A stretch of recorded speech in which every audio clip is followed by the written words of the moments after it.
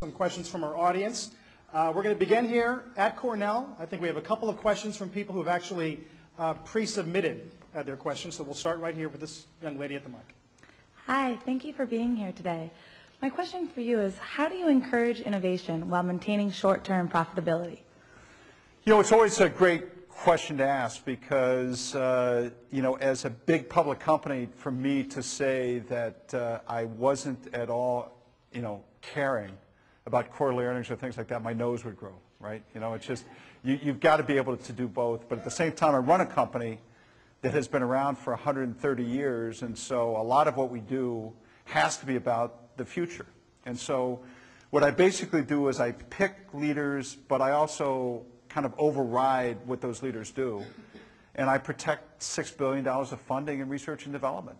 And I have line of sight to it, and I protect it, and I make sure that that money gets spent in technology and innovation. But look, we'll do an engine called the GEnx engine for the Boeing 787. This is a $1 billion program, $1 billion program. It's got new materials. It's got probably a lot of stuff that people from Cornell, engineers from Cornell have gone to work on. It's $1 billion. That engine breaks even in 2018, right? It's nothing but a negative in the third quarter or fourth quarter this year. But yet the team will keep investing and keep spending because they know that it's going to set up future generations of profit pools and of customer satisfaction. So that's what we do. So look, the reason to come to work at a company like GE is because we do have the resources and the spending and the funding that's going to let you live your dreams.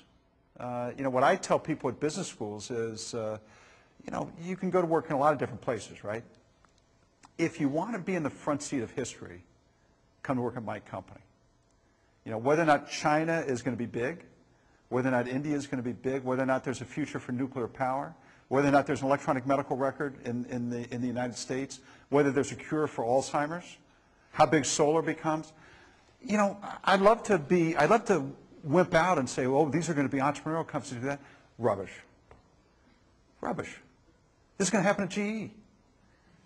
This is a company that's going to, you know, we bought this crappy little wind business that today, when wind was nothing but a hula hoop, 25 cents a kilowatt hour, you know, nothing but a hula hoop. Now it's 6 cents a kilowatt hour because we've industrialized it. It's a $5 billion business. So, you know, look, I mean, big companies take a lot of heat. Some of it deservedly so for being short-term versus long-term, things like that. But if you want to see history, I just won't concede any of it has to happen in Silicon Valley in somebody's garage. I think we can do a lot better, a lot more effectively, a lot more efficiently inside our company. Thank you. Great.